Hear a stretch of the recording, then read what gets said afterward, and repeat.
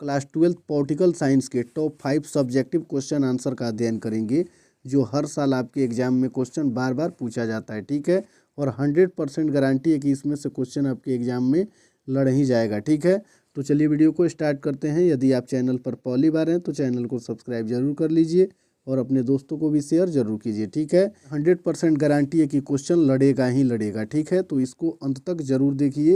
यदि क्वेश्चन आपको याद हो तो ठीक है, अगर याद नहीं है तो इसको समझने का प्रयास कीजिए। ये क्वेश्चन बहुत इंपॉर्टेंट है और हर साल क्वेश्चन इसमें से पूछा ही जाता है। चलिए, क्वेश्चन नंबर 10 तक इसके पिछले वाला वीडियो में हम लोग कर चुके हैं और क्वेश्चन नंबर 11 को इसमें हम लोग देखेंगे। ठीक है, इसमें दिया हुआ है कि क्षेत्रीय दल से आप क्या समझते हैं। ये क्वेश्चन कई बार एग्जाम में पूछा हुआ है। क्षेत्रीय दल से आप क्या समझते हैं, तो इसका उत्तर हम लोग लिखेंगे कि क्षेत्रीय दल से मतलब उन राजनीतिक दलों से है जो किसी विशिष्ट क्षेत्र या राज्य में अपनी जड़ें जमाए हुए हैं। क्षेत्रीय दल से मतलब या आशय उन राजनीतिक दलों से होता है जो किसी विशिष्ट क्षेत्र या राज्य में अपनी जड़ें जमाए हुए हैं और उस क्षेत्र की विशिष्ट समस्याओं और मुद्दों पर ध्यान केंद्रित करते हैं। और उस क्षेत्र की जो भी विशिष्ट समस्याएं होती है या मुद्दे होते हैं उन पर वे ध्यान केंद्रित किए रहते हैं।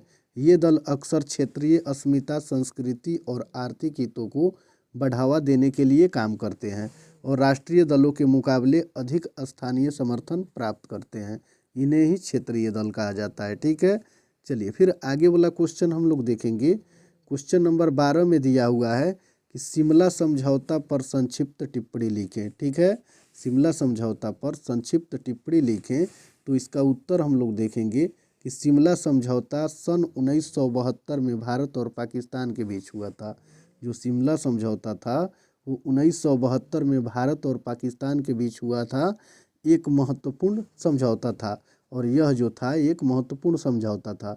शिमला समझौता 1972 में भारत और पाकिस्तान के बीच में जो समझौता हुआ एक बहुत ही महत्वपूर्ण समझौता था, जिसमें दोनों देशों ने अपने संघर्ष और विवादों को समाप्त करने का प्रयास किया। इस समझौते में भारत की ओर से इंदिरा गांधी और पाकिस्तान की ओर से जुल्फिकार अली भुट्टो शामिल थे। ठीक है, चलिए फिर आगे वाला क्वेश्चन हम लोग देखेंगे। क्वेश्चन नंबर 13 में दिया हुआ है गुट निरपेक्ष आंदोलन की कोई दो विशेषताएं बताएं। गुट निरपेक्ष आंदोलन की कोई दो विशेषताएं बताएं, तो इसका उत्तर हम लोग लिखेंगे कि गुट निरपेक्ष आंदोलन की दो विशेषताएं निम्नलिखित है। गुट निरपेक्ष आंदोलन की दो विशेषताएं, पहला पॉइंट में लिखेंगे निरपेक्षता, और इसमें आगे हम लोग लिखेंगे कि गुट निरपेक्ष आंदोलन की सबसे महत्वपूर्ण विशेषता है निरपेक्षता। जो गुट निरपेक्ष आंदोलन है उसकी सबसे महत्वपूर्ण विशेषता क्या है? निरपेक्षता।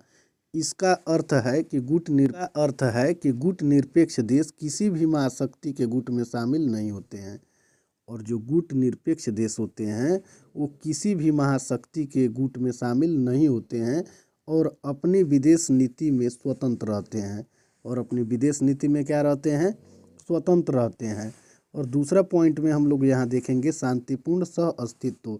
गुट निरपेक्ष आंदोलन की दूसरी महत्वपूर्ण विशेषता है शांतिपूर्ण सह अस्तित्व। ठीक है, इसका अर्थ है कि गुट निरपेक्ष देश सभी देशों के साथ शांतिपूर्ण संबंध बनाना चाहते हैं, चाहे वे किसी भी विचारधारा या गुट से संबंधित हो।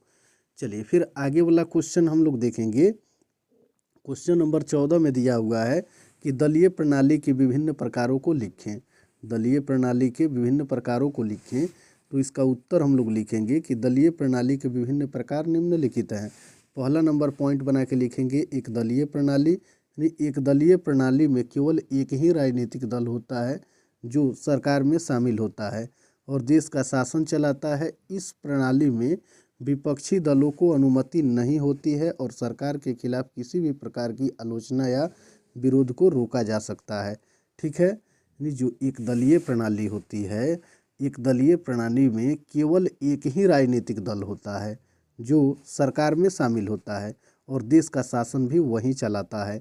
इस प्रणाली में विपक्षी दलों को अनुमति नहीं होती है कि सरकार के खिलाफ या किसी भी प्रकार की कोई आलोचना या विरोध करे। ठीक है, अगर करता है तो उसे रोका जा सकता है। चलिए फिर दूसरा पॉइंट में हम लोग लिखेंगे द्विदलीय प्रणाली। द्विदलीय प्रणाली में दो प्रमुख राजनीतिक दल होते हैं। द्विदलीय प्रणाली में दो प्रमुख राजनीतिक दल होते हैं जो सरकार में शामिल होते हैं और देश का शासन भी वही चलाते हैं। इस प्रणाली में दोनों दलों के बीच प्रतिस्पर्धा होती है। खिलाफ विपक्षी दल की आलोचना और विरोध को अनुमति होती है। चलिए फिर आगे वाला क्वेश्चन हम लोग देखेंगे। 15 नंबर क्वेश्चन में है, नक्सलवाद से आप क्या समझते हैं? तो इसका उत्तर हम लोग लिखेंगे कि नक्सलवाद शब्द की उत्पत्ति पश्चिम बंगाल के नक्सलवाड़ी गांव से हुई थी। जो नक्सलवाद शब्द है उसकी उत्पत्ति पश्चिम बंगाल के नक्सलवाड़ी गांव से हुई थी। ठीक है। भारतीय कम्युनिस्ट पार्टी के नेता चारू मजूमदार और कानू सन्याल ने सन 1967 में सत्ता के खिलाफ एक सशस्त्र आंदोलन को शुरू कर दिया। मजूमदार चीन के कम्युनिस्ट नेता माओ त्से तुंग के बड़े प्रशंसक थे।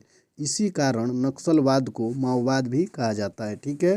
क्वेश्चन नंबर 15 से आगे इसके अगले वीडियो में हम लोग देखेंगे। ठीक है। तो वीडियो पसंद आया हो तो वीडियो को लाइक जरूर कीजिए और चैनल को सब्सक्राइब करके अपने दोस्तों को भी शेयर जरूर।